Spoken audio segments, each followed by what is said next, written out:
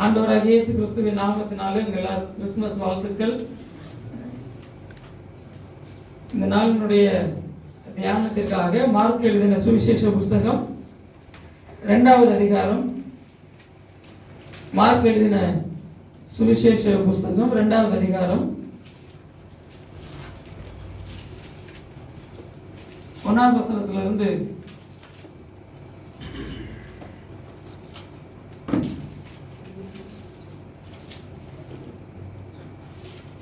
13வது வரைக்கும் இருக்கிற வேத வசனங்களை நாம இன்னைக்கு தியானம் பண்ண இருக்கிறோம்.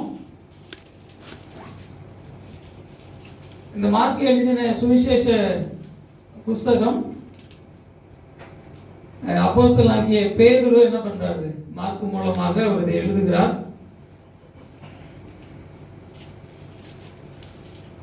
இந்த 2வது அதிகாரத்துல நம்ம ஒரு சம்பவத்தை நம்ம பார்க்கிறோம். அதை நம்ம வாசித்த பெரிய அதிகாரம் முழுக்க வாசிக்க வேண்டியிருக்கும். 3வது வசனத்தை வாசிக்க கேட்கலாம். 3, 4, 5 3 வசனங்கள் வாசிக்க கேட்கலாம். 3வது அதிகாரம், 4வது அதிகாரம், சரி 2வது அதிகாரத்தினுடைய 3, 4, 5 வசனங்களை வாசிக்க கேட்போம். அப்பொழுது 4 பேர் ஒரு திமிர்வாதக்காரனை சுமந்து கொண்டு அவரிடத்தில் வந்தார்கள். ஜனக்கூட்டத்தின் நிமித்தம் அவருக்கு சமீபமாய் சேரக்கூடாமல் அவர் இருந்த வீட்டின் மேற்கூரையை பிரித்து திறப்பாக்கி திமிர்வாதக்காரன் கிடக்கிற படுக்கையை இறக்கினார்கள். இயேசு அவர்கள் விசுவாசத்தை கண்டு திமிர்வாதக்காரனை நோக்கி மகனே உன் பாவங்கள் உனக்கு மன்னிக்கப்பட்டது என்றார். இந்த வேத பகுதி நம்ம எல்லாருக்குமே தெரியும். கைகால் நடக்க முடியாத ஒரு மனுஷன், கிறிஸ்துமஸ் டைம்ல இதுல இருந்து கிறிஸ்துமஸ் செய்தி தான் இது. கைகால் நடக்க முடியாத ஒரு மனுஷனை திமிர்வாதக்காரனை இயேசு கிறிஸ்து என்ன பண்றாங்க? சுமந்து கொண்டு வர்றாங்க. இயேசு கிறிஸ்து இருந்த வீடு முழுவதும் பயங்கர கூட்டமா இருக்கு. அந்த நேரத்துல பாக்குறோம், அந்த திமிர்வாதக்காரனை கொண்டு வர முடியாத அந்த பழைய கால ஓட்டு வீடுங்கிறதுனால என்ன பண்றாங்க? அந்த ஓட்டை திறந்து அந்த ஓடு வழியா என்ன பண்றாங்க? இறக்கிறாங்க அந்த மனுஷனை. அப்படி இறக்குறப்போ இயேசு அதை பார்க்கிறாரு. பார்த்த உடனே இயேசு அவர்கள் விசுவாசத்தை கண்டு திமிர்வாதக்காரனை நோக்கி மகனே உன் பாவங்கள் உனக்கு மன்னிக்கப்பட்டது அப்படின்னு சொல்றாரு. இப்படி சொன்ன உடனே அப்புறம் பார்த்தோம்னு சொன்னா அப்புறமா இயேசு சொல்றாரு, ஒரு படுக்கை எடுத்துக்கொண்டு நட, உன் வீட்டுக்கு போ அப்படிங்கிறாரு. அங்க இருந்த ஜனங்கள் சொல்றாங்க, பாவங்களை மன்னிக்கத்தக்கவர் யார்?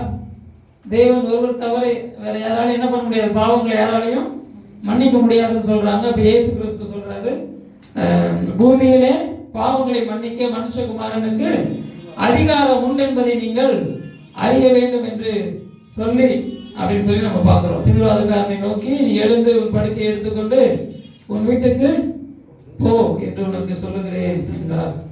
நீ சர்ச்சைக்கு இப்பதான் வந்திருக்கீங்க, உன் வீட்டுக்கு போன்னு சொல்லி உங்களை சொல்லல. இயேசு என்ன சொல்றாரு? திமிர்வாதக்காரனை நோக்கி உன் வீட்டுக்கு போ, நீ எழுந்து உன் படுக்கையை எடுத்துக்கொண்டு உன் வீட்டுக்கு போ அப்படின்னு சொல்லி அவர் சொல்றாரு. சொன்ன மாத்திரத்துல அவன் சுகமாக்குறான் அப்படின்னு சொல்லி பார்க்கிறோம். அந்த மனுஷன் வியாதியில இருக்கிறான். வியாதியில இருக்கிற அவனை குணமாக்கும்படியாக இயேசு கிறிஸ்துவிடத்துல என்ன பண்றாங்க? கொண்டு வர்றாங்க. இயேசு அந்த மனுஷனை பார்த்த உடனே உன் வியாதியை என்ன பண்றேன்? குணமாக்குறேன் அப்படின்னு சொல்லி அவர் சொல்லல. வியாதியை குணமாக்காம அவனை பார்த்து என்ன சொல்றாருன்னா, உன் பாவங்கள் உனக்கு மன்னிக்கப்பட்டது அப்படின்னு சொல்லி சொல்றாரு. உன் பாவங்கள் உனக்கு மன்னிக்கப்பட்டது அப்படிங்கிற அந்த வார்த்தையை அவர் அங்க சொல்றதுக்கு முக்கியமான காரணம் இருக்கு. முதல் விஷயம், அந்த திமிர்வாதக்காரனுக்கு தெரியணும் அவனுடைய பாவங்கள் மன்னிக்கப்படணும் அப்படின்ட்டு. 2வது விஷயம், பாவங்களை மன்னிக்க இயேசு கிறிஸ்துவுக்கு அதிகாரம் உண்டு அப்படிங்கிறத அங்க இருக்கிற மக்கள் எல்லாரும் தெரிந்து கொள்ளணும் அப்படின்றதை அவர் விரும்புறார். அல்லேலூயா. எல்லாம் கை தூக்கி அல்லேலூயா சொல்லுவோம். அல்லேலூயா. ஆமா, அப்போ அந்த பாவங்களை மன்னிக்க இயேசு கிறிஸ்துவுக்கு அதிகாரம் உண்டு அப்படிங்கறத அங்க இருக்கிற எல்லாரும் தெரிந்து கொள்ளணும் அப்படிங்கறத இயேசு கிறிஸ்து விரும்புகிறார். அதனாலதான் என்ன சொல்றாரு, பாவங்கள் உனக்கு மன்னிக்கப்பட்டது அப்படின்னு சொல்லி அவர் சொல்றாருன்னு பார்ப்போம். இயேசுங்கிற பெயருக்கு அர்த்தமே தமது ஜனங்களை பாவங்கள்ல இருந்து ரட்சிக்கிறவர் அப்படின்னு அர்த்தம். இயேசுங்கிற பெயருக்கு அர்த்தம் என்னப்பா?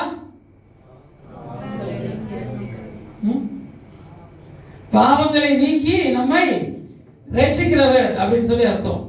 இயேசு நம்மை ரட்சிக்கும்படியாக இந்த உலகத்துக்கு வந்தார் அப்படின்னு சொல்லி பார்க்கிறோம்.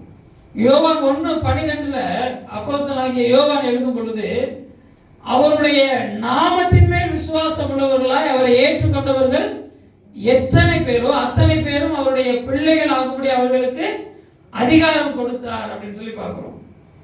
அவருடைய நாமத்தின் மேல், சும்மா சாதாரணமா சொல்லியிருக்கலாம், இயேசுவை நம்புங்க நீங்க ஆண்டவருடைய பிள்ளையா மாறுவீங்க, இயேசுவை விசுவாசிக்கும் போது நீங்க கடவுளுக்கு பிள்ளைகளா மாறுவீங்க அப்படின்னு சொல்லி ரொம்ப சாதாரணமா சொல்லியிருக்கலாம்.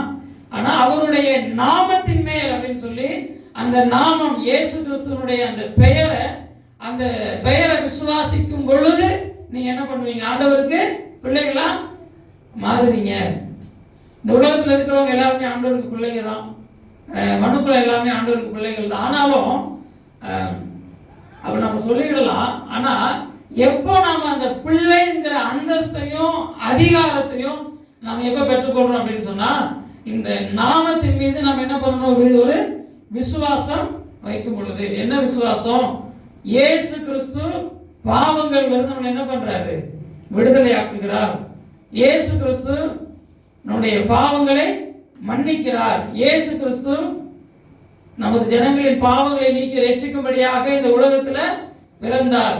இயேசு கிறிஸ்து நமது பாவங்களுக்காக மரித்து அடக்கம் பண்ணப்பட்டு உயிரோடு கூட எழுந்தார். அப்படிங்கிற அந்த விசுவாசம் அந்த இயேசு கிறிஸ்துவனுடைய பெயரின் மேல வைக்கும் பொழுது நாம் என்ன பண்றோம், ஆண்டவருக்கு பிள்ளைகளாக நாம் மாறுகிறோம். அது அப்படியே போற போக்குல நடக்கிற ஒரு விஷயம் கிடையாது, இல்லைன்னா தானா நடந்துற ஒரு விஷயம் கிடையாது. ஆண்டவருக்கு பிள்ளைகளா நம்ம மாறுறது அப்படிங்கிறது தானா நடக்கக்கூடிய ஒரு விஷயம் கிடையாது. அது நம்முடைய விசுவாசத்தினால் நாம் என்ன பண்றோம், ஆண்டவருக்கு பிள்ளைகளா மாறும். நானும் ஆண்டவருக்கு பிள்ளை தானே அப்படின்னு சொல்லி நம்மளா சொல்லிக்கிறதுனால இல்லை, இந்த விசுவாசத்தின் மேல நாம இருக்கும் பொழுதுதான் நம்ம என்ன பண்றோம், ஆண்டவருக்கு பிள்ளைகளா மாறுறோம். நம்ம அதனாலதான் தினந்தோறும் இருந்துச்சு, எசப்பா எங்கள் பாவங்களை மன்னித்து என்னுடைய பிள்ளைகளா நீ மாற்றி இருக்கிற அதற்காய் ஸ்தோத்திரம்னு சொல்லி நம்ம என்ன பண்ணணும், ஃபர்ஸ்ட் ஜெபம் பண்ணணும். ஜெபம் பண்றப்ப இதையும் சொல்லணும், அல்லேலூயா. ஆமா, அதுக்காக நம்ம இதை நம்ம தெரிஞ்சுக்கிறோம். இப்ப இந்த சம்பவத்துக்கு வருவோம். இந்த மனுஷன் வியாதியா இருக்கிற மனுஷன் வந்த உடனே இயேசு சொல்றாரு, மகனே உன்னுடைய பாவங்கள் உனக்கு மன்னிக்கப்பட்டது. இந்த வார்த்தை ரொம்ப முக்கியமான ஒரு வார்த்தையை காணப்படுது. யோசித்து பாருங்க, இவ்வளவு பேர் உட்கார்ந்துருக்கிறீங்க, யாராச்சும் உங்களை கூப்பிட்டு மகனே உன் பாவம் உனக்கு என்ன, மகனே உன் பாவம் உனக்கு மன்னிக்கப்பட்டது அப்படின்னு சொன்னா உங்களுக்கு எப்படி இருக்கும்?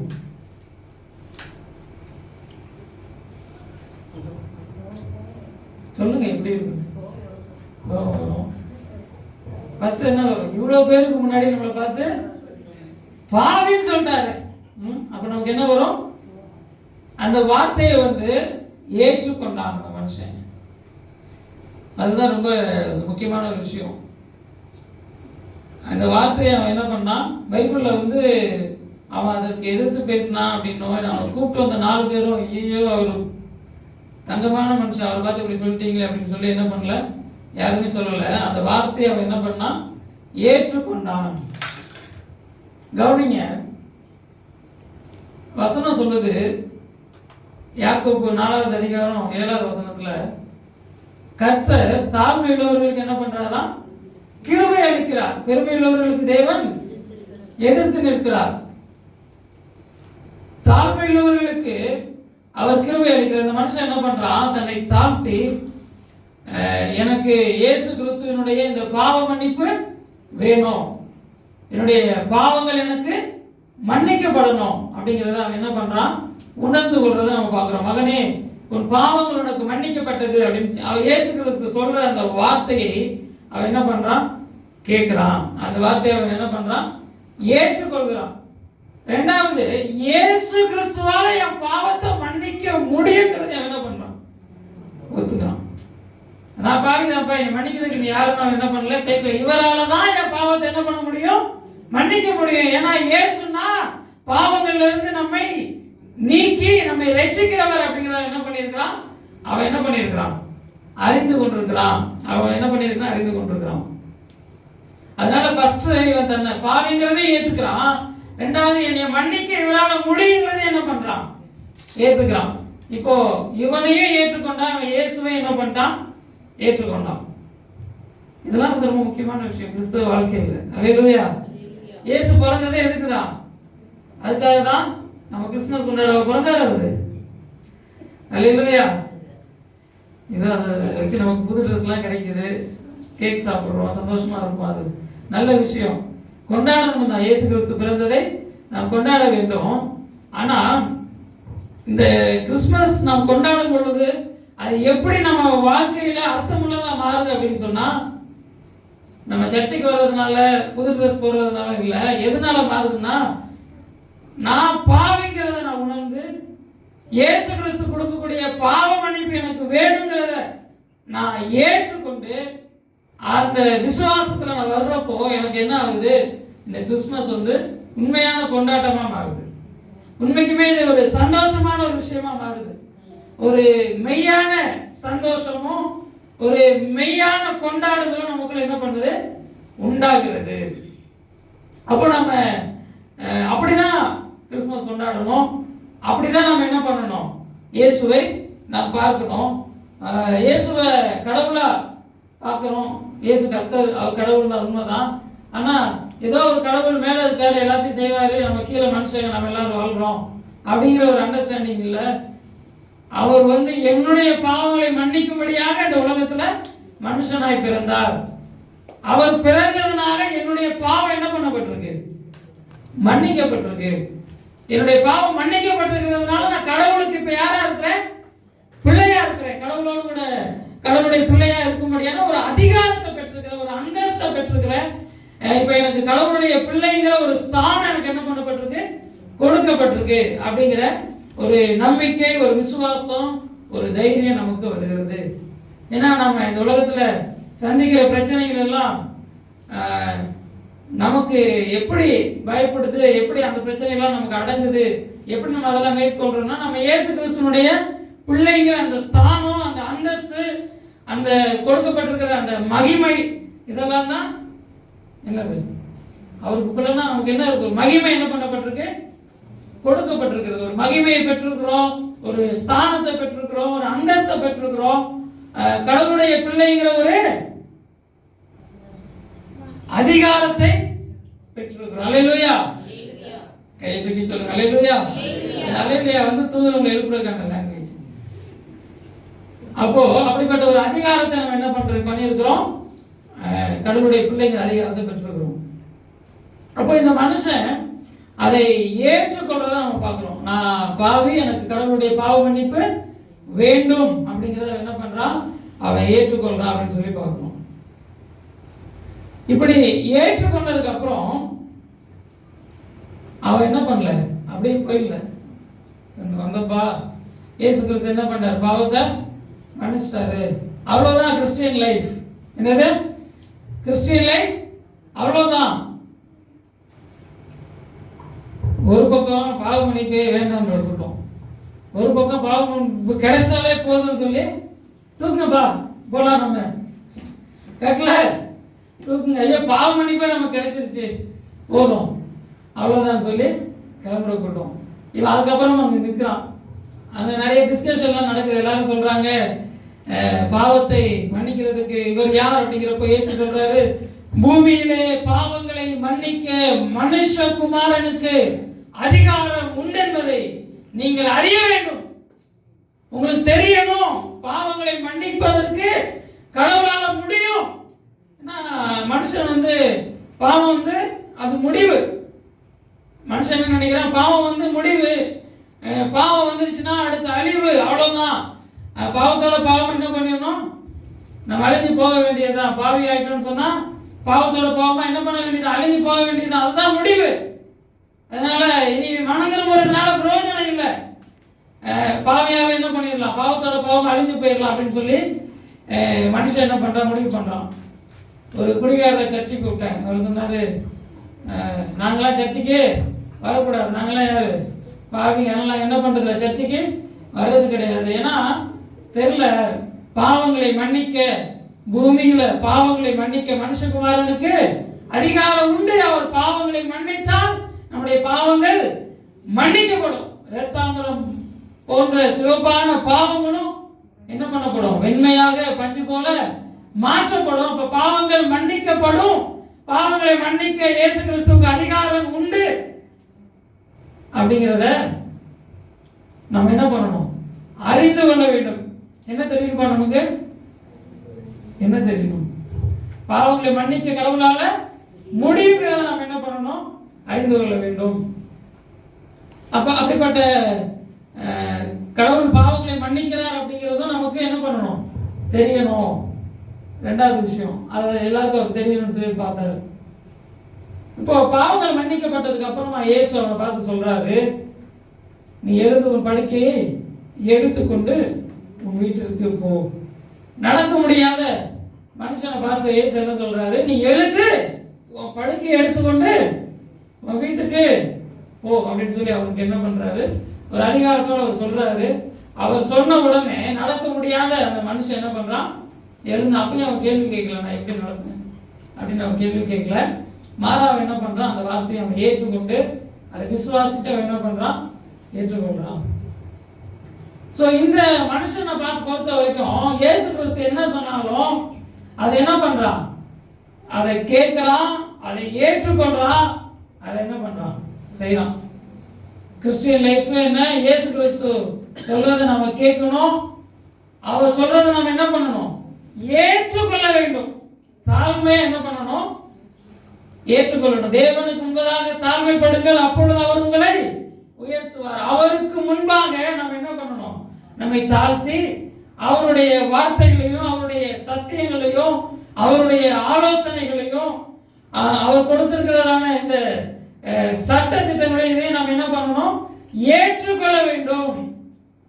ஃபர்ஸ்ட் ஏத்துக்கிறது ரொம்ப முக்கியமான ஒரு விஷயம். என்ன ஆயிடுச்சு, கிறிஸ்தவங்களுக்கு ஐயோ பைபிள்லாம் 2024 புத்தகம் கிடையாது, அது எப்போ எழுதுனது, அவர் தான் சொன்னாரு, வர வர சர்ச்சில் அது பேருக்கு வாஸ்தமா ஏதோ அதை வச்சு பிரசங்கம் பண்ணமா அப்படின்னு வெளியிடாம அதை போயிட்டு வாழ்க்கைக்குள்ள கொண்டு வந்து, இருதயத்துக்குள்ள கொண்டு வந்து, வாழ்க்கைக்குள்ள கொண்டு வந்து தினந்தோறும் அதை கடைபிடிக்கணும் அப்படின்னா அது ஆகிற விஷயம் கிடையாது. அது ஏதோ வாசித்துக்கலாம், ஒரு மன திருப்திக்காக ஒரு பக்திக்காக அதை வாசித்துக்கலாம், இல்லைன்னா அப்படிங்கிற மாதிரியான புக்கு கிடையாது. இது நம்ம வாழ்க்கைக்கான புத்தகம், முழுக்க முழுக்க மனுஷனுடைய வாழ்க்கை சம்பந்தப்பட்ட புத்தகம், மனுஷனுடைய வாழ்க்கைக்காகவே எழுதப்பட்ட புத்தகம், நம்முடைய வாழ்க்கையில தினந்தோறும் நாம பயன்படுத்துறதுக்கான ஒரு புத்தகம்.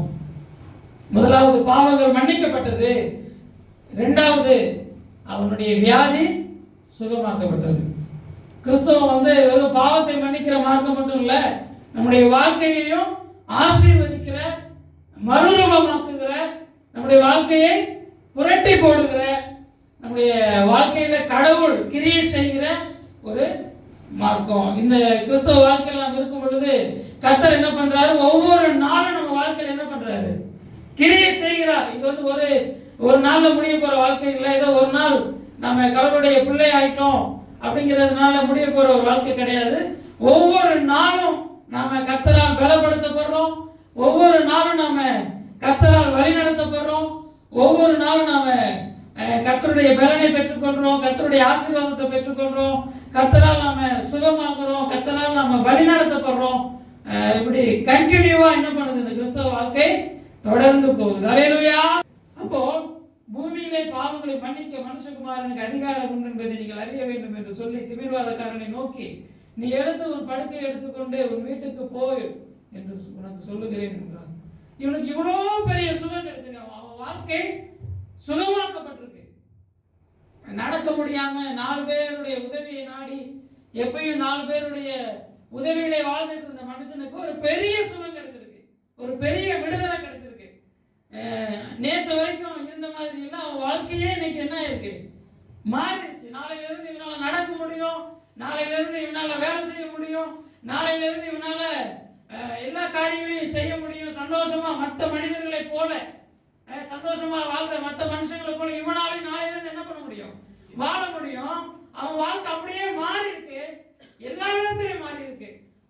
ஆத்மாவிலையும் மாறி இருக்கு, சரீரத்திலையும் மாறி இருக்கு, உள்ளான மனுஷன்லயும் அவனுடைய வாழ்க்கை மாறி இருக்கு, வெளியிலையும் அவன் வாழ்க்கை என்ன பண்ணிருக்கு, மாறி இருக்கு. ஒரு ஆவிக்குரிய விதத்திலையும் அவன் வாழ்க்கை மாறி இருக்கு, ஒரு உலக சம்பந்தப்பட்ட ஒரு விஷயத்துல அவன் வாழ்க்கை என்ன பண்ணிருக்கு, மாறி இருக்கு. அப்போ சுவிசேஷம்னா என்ன, கிறிஸ்துமஸ்னா என்ன, இயேசு கிறிஸ்து உலகத்துல பிறந்ததுனால நமக்கு என்ன அப்படின்னா, உள்ளான மனுஷனுக்குள்ளேயும் ஆசீர்வாதம், நம்முடைய வாழ்க்கையிலே என்ன வருது, ஒரு ஆசீர்வாதம் வருது. நம்முடைய பாவங்கள் மன்னிக்கப்பட்டு நம்ம ஆண்டவருடைய பிள்ளையாகவும் மாறுறோம். நம்முடைய சரீர பிரகாரமான உலக பிரகாரமான வாழ்க்கையிலும் நாம் என்ன பண்றோம், ஒரு மெய்யான தேவனுடைய ஆசீர்வாதத்தை பெற்றுக்கொள்கிறோம். அப்போ இயேசு கிறிஸ்து 100% கடவுளா இருக்கிறாரு, 100% நம்ம வாழ்க்கையில வேலை செய்யறாரு. அல்லேலூயா. ஏதோ ஒரு பாதிக்கப்பட்ட ஏதோ ஒரு பகுதியில மட்டும் அவர் கிரியை செய்யறாரு அப்படின்னு இல்ல, 100% நம்ம வாழ்க்கையில என்ன பண்றாரு, A to Z என்ன பண்றாரு, ஒரு வேலையை நம்மள ஒரு ப்ராஜெக்ட் மாதிரி எடுத்து நம்ம வாழ்க்கையை ஒரு வேலையா எடுத்து நம்ம மேல ஒரு டைம் இன்வெஸ்ட் பண்ணி நம்ம மேல அவருடைய வார்த்தையை கொடுத்து நம்ம வாழ்க்கையில அவருடைய வார்த்தையை கொடுத்து அவர் என்ன பண்றாரு, முழுவதுமா நம்மள என்ன பண்றாரு, நம்முடைய ஆத்மாவையும் நம்ம சரீரத்தையும் அவர் என்ன பண்றாரு, முழுவதுமா அவர் என்ன பண்றாரு, மாத்துறாரு. அதனாலதான் நம்மள 70 வருஷம் பூமியில வச்சிருக்காரு. அல்லேலூயா. இல்லைன்னா இயேசு கிறிஸ்து ஏற்றுக்கொண்டவன வாப்பான்னு தூக்கிட்டு போயிரு. எதுக்கு 70 வருஷம் வச்சிருக்கிறாருன்னா நம்மள முழுசா என்ன பண்றாரு.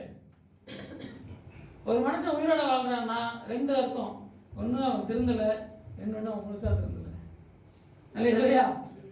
முழுசா திருந்திட்டாலும் எடுத்து விடுவாரு, திருந்தலன்னா என்ன பண்ணிடுவாரு, வச்சிருப்பாரு, திருந்தணுங்கிறதுக்காக வச்சிருப்பாரு. அல்லேலூயா. அப்போ நம்மள ஆண்டவர் எதுக்கு வச்சிருக்கிறாருன்னா நம்மள முழுசா திருந்தணும். அல்லேலூயா.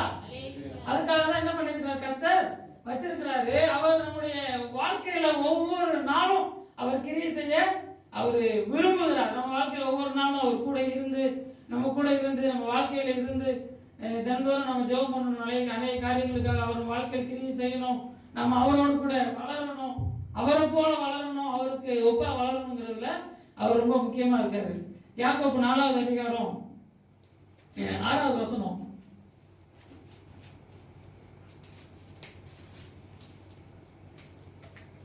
வாசிக்கலாம். அவர் அதிகமான கிருபையை அளிக்கிறாரே, ஆதலால் தேவன் பெருமை உள்ளவர்களுக்கு எதிர்த்து இருக்கிறார், தாழ்மை உள்ளவர்களுக்கு. 5வது வசனம், நம்மில் வாசமாய் இருக்கிற ஆவியானவர் நம்மிடத்தில் வைராக்கிய வாஞ்சையாய் இருக்கிறார் என்று வேத வாக்கியம் வீணாய் சொல்லுகிறது என்று நினைக்கிறீர்களா? அவர் நம்மில் வாசமாய் இருக்கிற ஆவியானவர் நம்மிடத்தில் வைராக்கிய வாஞ்சையாய் இருக்கிறார். பைபிள் படிக்கிறப்ப நம்ம எல்லா வசனத்தையும் நம்ம கவனிச்சு நம்ம படிக்கணும், பாடுறப்ப எல்லா வசனத்தையும் எல்லா வார்த்தைகளையும் நம்ம கவனிச்சு புரிஞ்சு நம்ம என்ன பண்ணணும், பாடணும். அப்பதான் அதுல இருக்கிற வார்த்தைகளை புரிந்து கொள்ள முடியும், அப்பதான் நம்ம விடுதலை பார்க்க முடியும். நம்மிடத்தில் வைராக்கிய வாஞ்சையாய் இருக்கிறார். யார் மேல வாஞ்சையா இருக்கிறாராம், நம்ம மேல என்ன பண்றாராம், வாஞ்சையா இருக்கிறாராம். யார் இடத்துல, அது எப்படிப்பட்ட வாஞ்சையா, வைராக்கிய வாஞ்சை.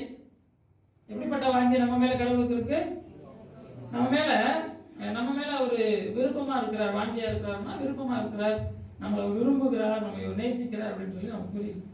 எப்படிப்பட்ட நேசம், எப்படிப்பட்ட விருப்பம்னா அவர் நம்மிடத்தில் வைராக்கிய வாஞ்சையா இருக்கிறார். எப்படியாவது எப்படியாகிலும் இந்த மனுஷனை இயேசுவை போல மாற்றி, இயேசுனுடைய சாயல்ல மாற்றி, இயேசுனுடைய சுபாவத்துக்கு ஒப்பாக மாற்றி, எப்படி இயேசு தேவனுக்கு முன்பாக பிரியமான குமாரனா இருக்கிறாரோ அந்த மாதிரி இந்த மனுஷனையும் கடவுளுக்கு முன்னாடி தேவனுக்கு பிரியமான குமாரனா, தேவனுக்கு பிரியமான பிள்ளையா என்ன பண்ணுவாராம், மாத்தணும்னு சொல்லி வாஞ்சியா இருக்கிறாரு. சும்மா இல்ல, வைராக்கிய வாஞ்சியா என்ன பண்றாரா இருக்கிறாராம். அந்த கிருபை நமக்கு என்ன பண்ணுது? இயேசு கிறிஸ்துவினுடைய சாயலுக்கு ஒப்பாக, அவருடைய சுபாவத்துக்கு ஒப்பாக, அவருக்குள்ள எப்படிப்பட்ட ஒரு நன்மையான காரியங்கள் வாசமா இருந்ததோ, அவருக்குள்ள எப்படி ஒரு ஆசீர்வாதமான காரியங்கள் வாசமா இருந்ததோ, அப்படிப்பட்ட ரீதியில் நம்ம என்ன பண்றாரு? ஆண்டவர் மாற்றுகிறார். எப்படி? அவர் நம்ம மேல வாஞ்சையா இருந்து, வைராக்கியமான வாஞ்சை நம்ம மேல வச்சு, அவர் நமக்கு அதிகமான கிருபையை கொடுத்து, பலனை கொடுத்து, அவர் அதிக, இந்த இடத்துல கிருபைங்கிற வார்த்தை பலன் அப்படின்னு நம்ம என்ன பண்ணலாம், கரெக்டா நம்ம மொழிபெயர்க்கலாம். அவர் நமக்கு அதிகமான பலனை கொடுத்து அவரை போல என்ன பண்றாரு? மாற்றுகிறார். அதுக்கு அவர் என்ன பண்றாரு? வாஞ்சையாகவும் வைராக்கியமான வாஞ்சையாக என்ன பண்றாரு? நம்மிடத்தில் வைராக்கிய வாஞ்சையா இருக்கிறார். கடவுள் எந்த காரியத்தின் மேல ரொம்ப வாஞ்சையா இருக்கிறார்னா, அவர் ஒரு மனுக்குலத்தின் மீது, மனுஷன் மீது, அதுலதான் அவர் என்ன பண்றாரு? ரொம்ப வைராக்கியமா இருக்கிறார். நம்ம மீது அவர் என்ன பண்றாரு? நம்ம மீது அவர் வாஞ்சை உள்ளவராய் காணப்படுகிறார். நம்ம இவ்வளவு டெக்கரேஷன் பண்ணியிருக்கோம், அவர் எல்லாத்த காட்டணும், அவருக்கு யாரதான் தெரியும்? நம்மளை தான் தெரியும். நம்ம மேலதான் என்ன பண்றாரு? ரொம்ப கிறிஸ்துமஸ் நாள்ல அவர் நம்மளை தான் என்ன பண்றாரு? ரொம்ப வைராக்கிய வாஞ்சையா கிறிஸ்துமஸ் கொண்டாட வந்திருக்கிறோம். நம்ம மேலதான் என்ன பண்றாரு? வைராக்கிய வாஞ்சையா இருக்கிறார் அப்படின்னு சொல்லி நம்ம பார்க்கிறோம். சரி, மறுபடியும் மார்க் 2வது அதிகாரத்துக்கு வருவோம்.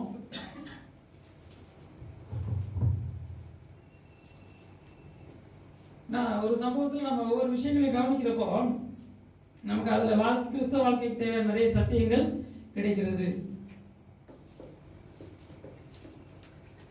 இந்த மனுஷன் ஏற்கனவே பார்த்தோம், பாவங்களை மன்னிக்க இயேசு கிறிஸ்துக்கு அதிகாரம் உண்டு அப்படிங்கிறது அவன் ஏற்றுக்கொண்டான் அப்படின்னு சொல்லி பார்க்கணும். 2வது, அதோட அவன் போயிடல. என்ன பண்ணல? போயிடல. இந்த பாவ மன்னிப்பு அப்படிங்கிறது, இந்த கிறிஸ்து நமக்கு கொடுக்கக்கூடிய இந்த பாவ மன்னிப்பு, பாவங்கள்ல இருந்து நம்ம ரட்சிக்கிறது அப்படிங்கிற வார்த்தை மத்தேயு 1 அதிகாரம் 23வது வசனத்துக்கு போவோம். மத்தேயு 1 அதிகாரம் 23,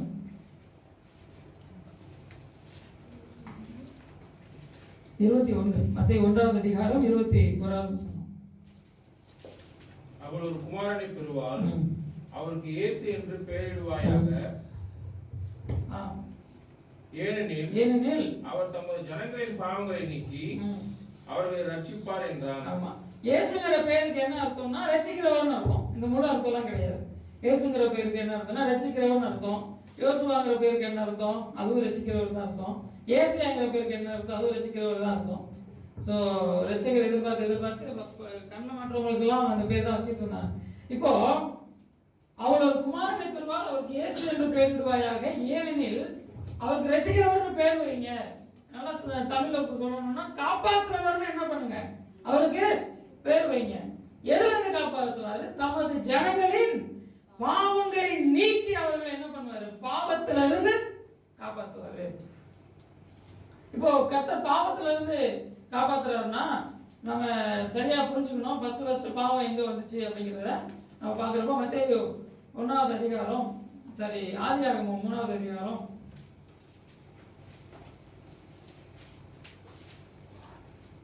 இயேசு கிறிஸ்துவினுடைய பிறப்புக்கான காரணம் பாவம் உலகத்துல பிறந்தது. பாவம் பிறந்ததுனால தான் என்ன பண்ணாரு? இயேசு கிறிஸ்து உலகத்துல மனுஷனை என்ன பண்றாரு? பிறக்கிறார். ஆதியாகமம் 3வது அதிகாரத்துல இங்க நம்ம நடக்கிற விஷயத்தை பார்க்கிறோம். என்ன?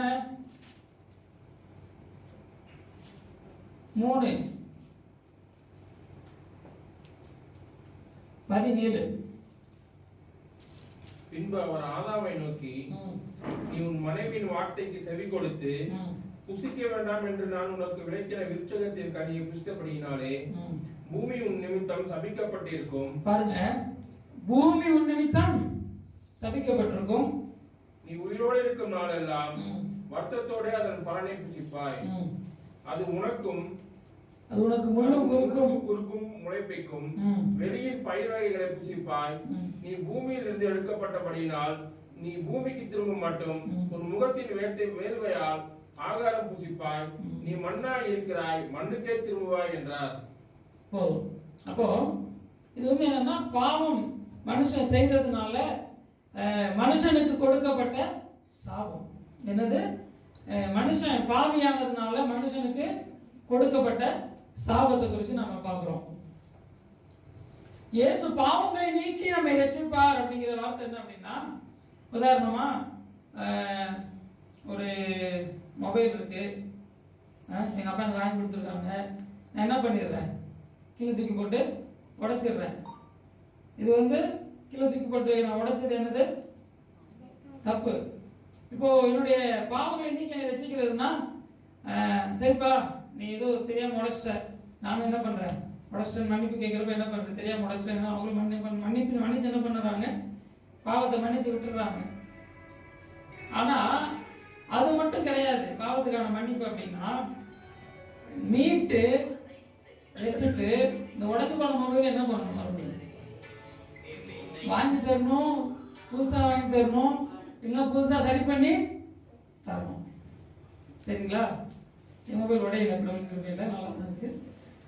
எதுக்கு சொல்றேன்? பாவங்களை நீக்கி ரட்சிக்கிறது அப்படிங்கிறப்போ வசனத்தில் அப்படியே வாசிட்டு போயிடுறோம். அதனுடைய அர்த்தம் என்ன? பாவத்தையும் பாவத்தினால் உண்டான சாபத்தில் இருந்தும் நம்மளை என்ன பண்றார் ஆண்டவர்? விடுதலை ஆக்குகிறார். இயேசு கிறிஸ்து இந்த உலகத்துல அதுக்கு தான் பிறந்தாரு. வெறும் பாவ மன்னிப்பு கொடுக்கறது மட்டும் இல்ல, நம்முடைய பாவங்களுக்கான அந்த சாபத்தை அவர் சிலுவையில சுமந்து அந்த சாபத்தை அவர் சிலுவையில தம்மீது ஏற்றுக்கொண்டு நம்மை நமது சாபத்திலிருந்து விடுதலை ஆக்கும்படியாக நமது சாபத்தை அவர் தம்மீது போட்டுக்கொண்டு அவர் நமது சாபத்தை அவர் தம்மீது சுமந்து நம்முடைய சாபத்தை அவர் என்ன பண்றாரு? தம்மீது போட்டுக்கொண்டு மரித்து உயிரோடு எழும்பி நம்மை சாபத்திலிருந்து என்ன பண்றாரு? விடுதலை ஆக்குகிறார். அப்போ இந்த வார்த்தைகள் வந்து பூமி உன் நிமித்தம் சபிக்கப்பட்டிருக்கும், நீ உயிரோடு இருக்கும் நாளெல்லாம் வருத்தத்தோடு, உயிரோடு இருக்கும் நாளெல்லாம் ஒவ்வொரு நாளும் எப்படிதான் இருக்குமா? வருத்தமா தான் இருக்குமா? வருத்தத்தோடு அதன் பலனை புசிப்பா. இதெல்லாம் சாபம். இது வந்து ஆசீர்வாதம் கிடையாது. ஆசீர்வாதம் வந்து பைபிள் நிறைய இருக்குது. சாபம் அது உனக்கு முள்ளும் குறுக்கும் விளைவிக்கும்,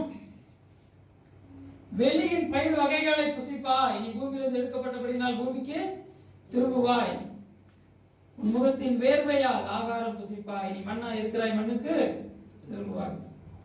இந்த வார்த்தைகள் வந்து சாபம். அப்போ ஏதோ பாவத்தை மன்னிச்சிட்டாரு, தூக்குங்கப்பா, மறுபடியும் இருந்து அதே இடத்துல கொண்டு போடுங்க.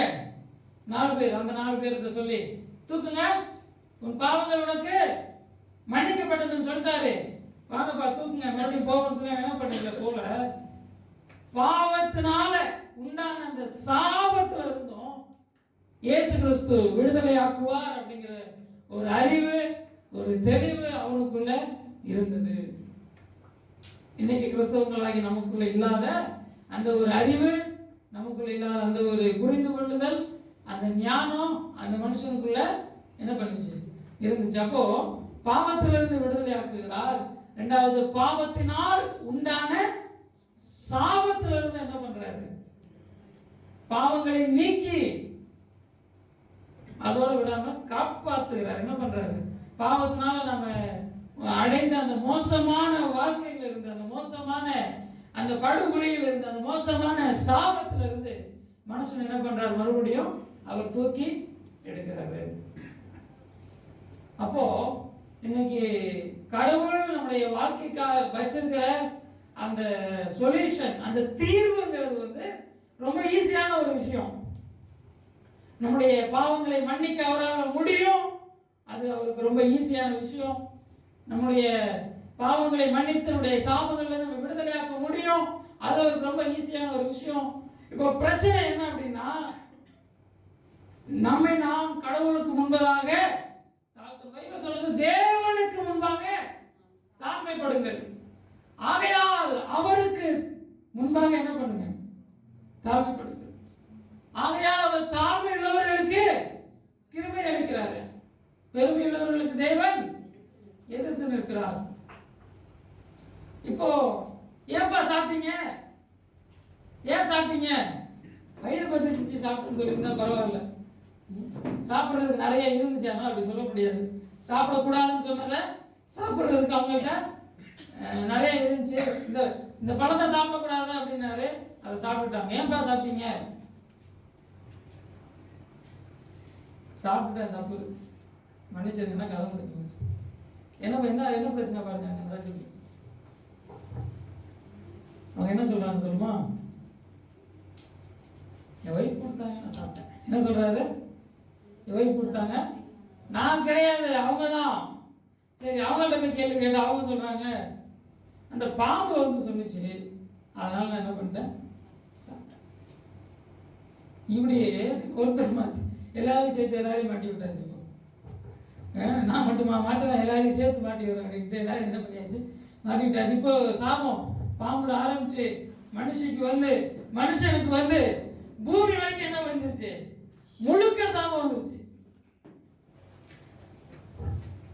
அப்போ மனுஷனால என்ன பண்ண முடியல, ஏற்றுக்கொள்ள, தன்னுடைய பாவத்தை ஏற்றுக்கொள்ள முடியல, ஒப்புக்கொள்ள முடியல. 24வது வசனம் வாசிக்கு.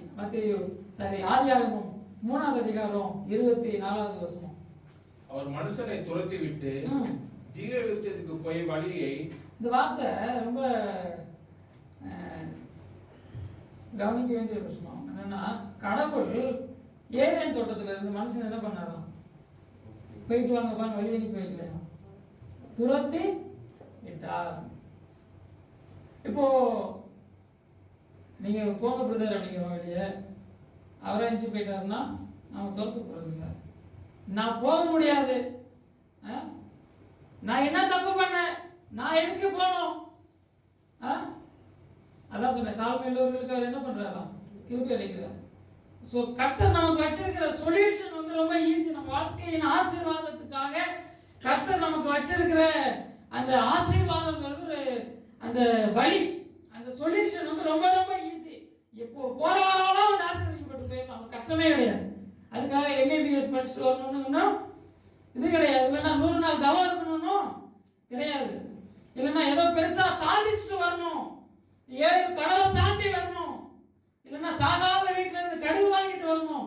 இந்த மாதிரி எந்த கஷ்டமான ஒரு விஷயத்துக்கு கடவுள் நமக்கு என்ன பண்ணல, தரல. ரொம்ப ஈஸியான ஒரு விஷயத்தை என்ன பண்ணியிருக்கிறாரு, வச்சிருக்கிறாரு. இந்த மனுஷன் என்ன பண்றாரு, துரத்தி விடுகிறார். காரணம் என்னன்னா, இவன் பாவி ஆயிட்டான். ஆனா பாவத்தை கடவுளுக்கு முன்னாடி ஒத்துக்கொண்டு, நான் தப்பு பண்ணிட்டேன், என்னைய மன்னிங்க, என்னை மறுபடியும் உங்க பிள்ளைய மாத்துங்கன்னு சொல்லி ஏத்துக்க முடியல. இவனுக்கு வந்து இப்ப என்னன்னா, நான் சாப்பிடக்கூடாதுன்னு சொல்றதுக்கு நீங்க யாரு? ஃபர்ஸ்ட் கடவுளுடைய பிரமாணமே வேண்டாம் எனக்கு, இல்லையா? இது என் வாழ்க்கை என் கையில் இருக்கு, என் கையில் இருக்கு, என் வாழ்க்கை என் கையில் இருக்கு. இது எனக்கு என் வாழ்க்கை, என் ஜீவன். நான் என்ன பண்ணுவேன், எனக்கு விருப்பமானபடி, எனக்கு இஷ்டமானபடி நான் என்ன பண்ணுவேன், நான் இருப்பேன், நினைச்சபடி இருப்பேன். எப்படி இருப்பேன்?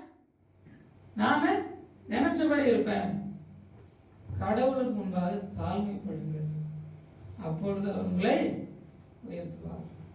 கடவுளுக்கு முன்பதாக உங்களை தாழ்த்துங்கள், அப்பொழுது அவர் என்ன பண்ணுவார், அதிகமான கிருபையை உங்களுக்கு கொடுப்பார். இப்போ இங்க பிரச்சனை என்ன ஆயிடுச்சுன்னா, தாழ்மை ஃபுல்லா அடி வாங்கிருச்சு. நீங்க எது ஃபுல்லா அடி வாங்கிருச்சு? தாழ்மை ஃபுல்லா அடி வாங்கிருச்சு. ஃபர்ஸ்ட் இங்க கடவுளோடு கூட மனுஷனுக்கு ஒரு யுத்தம் நடக்குது, ஒரு சண்டை நடக்குது. மனுஷன் தனக்குள்ள பெருமை உள்ளவனா தேவனுக்கு விரோதமா அவர்கிட்ட பகைச்சு நின்றுட்டு இருக்கிறான். என்ன சாப்பிட்டதுனால என்ன அப்படின்னு சொல்லி என்ன பண்ணிட்டு இருக்கான், எதிர்த்து நின்றுட்டு இருக்கிறான். ரெண்டாவது, இதெல்லாம் வந்து மனுஷனுக்குள்ள இருக்கிற சுபாவத்தை பத்தி தான் நான் பேசிட்டு இருக்கிறேன். எங்கேயோ ஏதேன் தோட்டத்தில் நடந்த கதையை பேசுற மாதிரி நினைச்சிட்டு இருக்க கூடாது. நீங்க நமக்குள்ள இருக்கிற எல்லா மனுஷனுக்குள்ள இருக்கிற சுபாவம் கடவுளுக்கு முன்பதாக எதிர்த்து நிற்கிறான். ஃபர்ஸ்ட் அவன் செஞ்சது தப்பு இல்லைங்கிறத நியாயப்படுத்துறான். அதனாலதான் என்ன சொல்றான், அவங்க சொன்னாங்க சாப்பிட்டது என்ன, பாம்பு சொன்னிச்சு சாப்பிட்டேன் அதுல என்ன அப்படின்னு சொல்லி காரணத்தை சொல்றத பாக்குறோம். சாப்பிடக்கூடாதுன்னு சொன்னீங்க, ஆண்டவரே சாப்பிட்டேன், வந்த உடனே காலைல விழுந்து தப்பு பண்ணிட்டேன், அந்த தப்பு பண்ணதுக்கு அப்புறம் அந்த தப்பு பண்ணிட்டோங்கிற எண்ணம் கூட அவனுக்கு என்ன வரல, அதில் உணர்வு இல்லை. ஸோ ஆகவே அவன் என்ன பண்ணுறான், அப்படி இருக்கிறான். காரணங்கள் நிறைய காரணங்கள் வைக்கப்படுகிறது. அதுக்கப்புறமா சாபம் வைக்கப்படுகிறது. இப்போ சரிப்பா, இதுக்கப்புறம் நீங்க தோட்டத்துக்குள்ள என்ன பண்ணக்கூடாது, இருக்கக்கூடாதுன்னு சொல்றப்போ அந்த பிசாசு அந்த மனுஷன் என்ன பண்றான், தேவனுக்கு விரோதமா எதிர்த்து நிற்கிறதை நான் பார்க்கிறோம். அதனால கர்த்தர் என்ன பண்றாரு, மனுஷனை துரத்தி விட்டு ஜீவ விருட்சத்துக்கு போகும் வழியை காவல் செய்ய ஏதேன் தோட்டத்துக்கு கிழக்கே கேருபீன்களையும் வீசி கொண்டிருக்கிற சுடர்வெள்ளி பட்டயத்தையும் வைத்தார். கடவுள் துரத்துறாருன்னா அவன் மேல கோபத்துல துரத்தல. இந்த பாவமான மனுஷன் ஜீவ விருட்சத்தை சாப்பிட்டு என்னன்னைக்கு என்ன பண்ணக்கூடாது, உயிரோட இருக்கக்கூடாது. இந்த பாவத்தோட என்னன்னைக்கு உயிரோடு இருக்கக்கூடாது. இந்த பாவத்துல இருந்து விடுதலையாகி அவன் என்னன்னைக்கு கூட என்ன பண்ண, உயிரோடு இருக்கணும். அதனால அன்னைக்கு தோட்டத்துல இருந்து துரத்தினார். மறுபடியும் நமக்கு இப்ப என்ன பண்றாரு, தோட்டத்துக்கு அழைக்கிறார். இயேசு கிறிஸ்து மூலமா என்ன பண்றாரு, தோட்டத்துக்கு மறுபடியும் அழைக்கிறாரு. கிழக்குல ஒரு கேருபீன்கள் வீசிக்கொண்டிருக்கிற சுடரொளி பட்டயத்தை வைத்தார். கிழக்கிலே ஒரு நட்சத்திரத்தை கண்டு என்ன பண்ணாங்களாம், இயேசு இருக்கிற இடத்தை தேடி வந்தாங்களாம். சோ இயேசு கிறிஸ்து தோட்டத்துக்குள்ள வந்து நம்மளை துரத்துனதுக்கான காரணம் என்னன்னா, என்னன்னைக்குமே மனுஷன் பாவத்தோட உயிரோடு இருக்கக்கூடாது. பாவத்துல இருந்து விடுதலையாக்கப்பட்டு என்னென்றைக்கு அவன் என்ன பண்ணணும், என்னோடு கூட உயிரோடு இருக்கணும். ஒரு பாவி என்னென்னைக்கு உயிரோடு இருக்கக்கூடாது, பாவத்திலிருந்து விடுதலையாக்கப்பட்ட பரிசுத்தவான என்னைக்கு என்ன பண்ணணும், உயிரோடு கூட இருக்கணும். அப்படிங்கிறதுக்காக அவர் என்ன பண்றாரு, அந்த தோட்டத்துல இருந்து மனுஷனை துரத்தி விடுகிறார் அப்படின்னு சொல்லி பார்க்கணும். பிரசங்கம் முடிய போகணும். அப்போ இன்னைக்கு நம்ம பண்ண வேண்டிய முக்கியமான விஷயம் என்ன அப்படின்னா, அவ்வளோ பேருக்கு முன்னாடி அவன் ஒத்துக்கொண்டு தன்னை தாழ்த்தி என்ன பண்றான், நான் பாவியான மனுஷன், கடவுளுடைய மன்னிப்பு வேணும் அப்படிங்கிறான். கர்த்தருடைய இரக்கம் அவன் வாழ்க்கையில கிடைக்குது. அதோட அவர் விடல, அவனுடைய முழு வாழ்க்கையை அடுத்த நாளே ஃபுல்லா மாத்துறாரு. என்ன பண்றாரு, தலைகீழ மாறுது, முழு வாழ்க்கை தலைகீழ மாறுது. ஆவி, ஆத்மா, சரீரம், சூழல் எல்லாமே மாறுது. நேற்று வரைக்கும் நடக்க முடியல, இன்னைக்கு நடக்கிறான். நேற்று வரைக்கும் ஒரு வேலையை செய்ய முடியல, கை கால்கள் அவனால செயல்படல. இன்னைக்கு எல்லா மனுஷனை போல அவனும் சந்தோஷமான மனுஷனா, அவனும் ஆசீர்வதிக்கப்பட்ட மனுஷனா, அவனும் என்ன பண்றான், நன்மையினால் நிரப்பப்பட்ட மனுஷனா, பாவம் மன்னிக்கப்பட்டுருச்சு, சரீரம் சுகமாக்கப்பட்டுருச்சு, பரிபூர்ண ஆசீர்வாதத்தோட என்ன பண்றான், அவன் வாழ்கிறான் அப்படிங்கிறத நம்ம பார்க்கிறோம். ஸோ இன்னைக்கு கிறிஸ்மஸ், இயேசு எதுக்குப்பா பிறந்தீங்கன்னு கேட்டா அவர் பாவங்களை மன்னிக்க பிறந்தவர் என்ன பண்ணுவாரு சொல்லுவார். இன்னைக்கு இயேசு நமக்கு சொல்லக்கூடிய ஆசீர்வாதமான வசனம், உன் பாவங்கள் உனக்கு மன்னிக்கப்பட்டது. ஏத்துக்கிறீங்களா, ஏத்துக்கல உங்க பாடு நல்ல. அந்த மனுஷன் ஏற்றுக்கொண்டதுக்கு அப்புறம் செகண்ட் ஸ்டெப் நடக்குது. அவனுடைய வாழ்க்கையில என்ன பண்ணுது, ஆண்டவருடைய ஆசீர்வாதம் வருதோ. அந்த மன்னிப்பு எந்த அளவுக்கு பெருசுன்னு பாருங்க. அது முழுசா அவன் என்ன பண்ணுது, குணமாக்குகிறது. அவனுடைய வாழ்க்கையை அது என்ன பண்ணுது, குணமாக்குது. அவனுடைய சரீரத்தை அது என்ன பண்ணுது, குணமாக்குது. சோ அந்த மன்னிப்பை அவன் ஏற்றுக்கொண்டதுனால அவனுடைய வாழ்க்கை குணமாகிறது நம்ம என்ன பண்றோம் பார்க்கிறோம். அந்த தன்னை தாழ்த்தி அவன் தன்னை ஒப்பு கொடுத்து ஏற்றுக்கொண்டதுனா அவன் வாழ்க்கை குணமாகிறதை பார்க்கிறோம். அதுக்குத்தான் இயேசு கிறிஸ்து இந்த உலகத்துல மனுஷனாக பிறந்தார். வெறும் பாவங்களை மன்னிக்க மட்டும் இல்ல, பாவத்தினால் உண்டான சாபங்கள்ல இருந்தும் நம்மை விடுதலையாக்கி அந்த பரிபூர்ணமான அந்த ரட்சிப்பை நம்ம கொடுப்பதற்காகத்தான் ஆண்டவராக இயேசு கிறிஸ்து இந்த உலகத்துல மனிதனாக பிறந்தார். அதனாலதான் நம்ம என்ன பண்றோம், அதை கொண்டாடுறோம். புரியாமலே கொண்டாடுறதுன்னு அதனாலதான் என்ன பண்றோம், கொண்டாடுறோம். பாவங்களை நீக்கி நம்மை ரட்சிக்கிறார். பாவங்கள்ல இருந்து நம்மை காப்பாற்றி பாவத்தின் மூலமாய் உண்டான சேதம் அதை என்ன பண்ணி தர்றாரு, சரி பண்ணி கொடுக்கிறாரு. நம்முடைய முழு வாழ்க்கையை அவர் என்ன பண்றாரு, மாத்துறாரு. ஆவிக்குரிய விதத்திலும் பூமிக்குரிய விதத்திலும் நம்மை முழுவதுமாக இயேசு கிறிஸ்து மாற்றுகிறார். அவர் மூலமா நம்ம என்ன பண்ண போறோம், மாற்றப்படுறோம். ஸோ இன்னைக்கு நம்மை தாழ்த்தி அவரிடத்துல ஒப்பு கொடுக்க வேண்டியது ரொம்ப முக்கியம். வாலிபர்கள் இருக்கீங்க, எப்படி தாழ்த்தி ஒப்பு கொடுக்கிறது? என் வாழ்க்கையின் மூலமா நீங்க என்ன பண்ணுங்க ஆண்டவரே, என் வாழ்க்கையின் மூலமா நீங்க மகிமைப்படுங்க. என் வாழ்க்கையை கொண்டு உங்க நாமத்தை என்ன பண்ணுங்க, மகிமைப்படுத்துங்க. என் வாழ்க்கை உமக்கு பிரயோஜனமானதா இருக்கட்டும். தாழ்த்துறதுன்னா அதுதான். இப்படியே குனிஞ்சுக்கிட்டே போறதுக்கு தாக்கம் கிடையாது இல்லையா? புது ட்ரெஸ்லாம் போறது இல்லை, அதனால நான் தாழ்மையானவன் அப்படின்னும் அர்த்தம் கிடையாது. எது நமக்கு தன்மையான தாழ்மைன்னா, என் விருப்பம் இல்லை, என் சித்தம் இல்லை, எனக்கு பிடிச்சபடி இல்லை, எனக்கு நினைச்சபடி இல்லை, உம்முடைய விருப்பம், உம்முடைய சித்தம், நீர் நினைத்தபடி, நீர் விரும்பியபடி நான் என்ன பண்றேன் நடக்கிற தாழ்த்தி ஒப்பு கொடுப்பது. உன்னுடைய வாழ்க்கையை, இந்த 70 வருஷம் 80 வருஷம் வாழ்க்கையை அவருடைய கருத்தில் நம்ம என்ன பண்ணணும், கொடுப்பது. ஐயோ கொடுத்தா எங்கேயாவது கொண்டு ஏதாவது பண்ணிட்டாருன்னா என்ன பண்றது அப்படின்னு நம்ம என்ன பண்ண வேண்டியதில்லை. நம்மை காட்டிலும் நிறைய பேருக்கு ஆண்டவர் வந்து நல்லவர்னு தெரியாததுனால கொடுக்கறது ரொம்ப யோசிக்கிறாங்க. ஏதாவது பண்ணிட்டாருன்னா நம்ம அவர் வாழ்க்கையை கொடுத்துட்டு ஐயோ முடித்துக்கு வான்னு சொல்லிட்டாருன்னா, இல்லை தண்ணி இல்லாத காட்டுக்கு போக சொல்லிட்டாருன்னா, வாழ்க்கையை கொடுத்த உடனே நம்மளை எங்கேயாவது ஒரு மோசமான பாடு நிறைந்த வாழ்க்கைக்குள்ள கொண்டு போய் நம்மளை போட்டுட்டாருன்னா நம்ம என்ன பண்றது?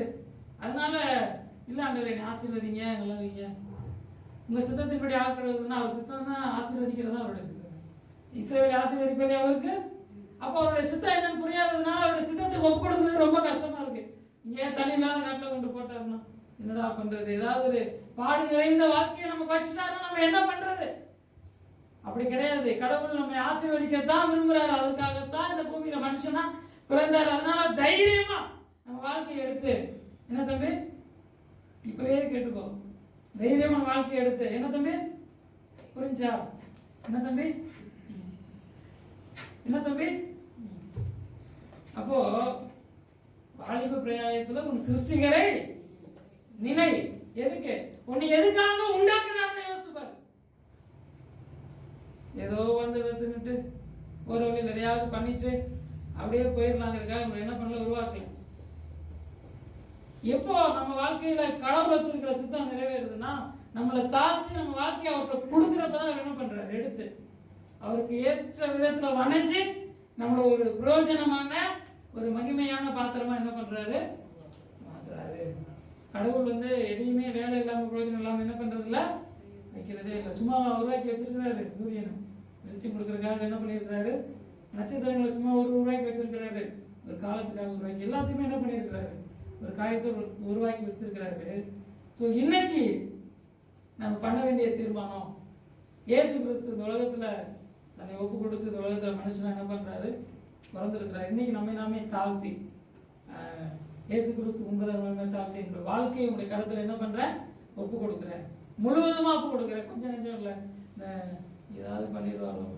இயேசு பைபிள் படிங்க. அல்லேலூயா. இஸ்ரவேலை ஆசீர்வதிப்பதே தேவனுக்கு பிரியம். ஒரு நல்ல விதத்துல, ஒரு பிரயோஜனமான விதத்துல, ஒரு மகிமையான ஸ்தானத்துல உங்களை கொண்டு என்ன பண்ணுவார், கண்டிப்பா கர்த்தர் என்ன பண்ணுவாரு, நிறுத்துவார். அந்த அளவுக்கு உங்களை பலப்படுத்துவார், அந்த அளவுக்கு உங்களை ஆசீர்வதிப்பார். அதற்கான கிருபைகள், பலன் எல்லாவற்றையும் அவர் உங்களுக்கு என்ன பண்ணுவாரு, கொடுப்பார். ஆகவே நம்பிக்கையோட நம்முடைய வாழ்க்கையை என்ன பண்ணணும், கடவுளுடைய கரத்துல. வாலிப வயசு தாண்டிடுச்சு, பரவாயில்ல, கொடுங்க. வாலிபர்கள் கட்டாயம் என்ன பண்ணுங்க, எதுக்காக என்னை உருவாக்குனார், உங்களை உருவாக்குனது யாருப்பா? இந்த உலகத்துல நம்மளை பிறக்க செய்தது யாரு, நம்முடைய கருவை உருவாகிறதுக்கு முன்பு கண்டது யாரு, உலக தோற்றத்திற்கு முன்பதாகவே நம்ம பெயர் சொல்லி அழைத்தவர் யாரு? இவ்வளவு அவர் எதுக்கு பண்றாரு?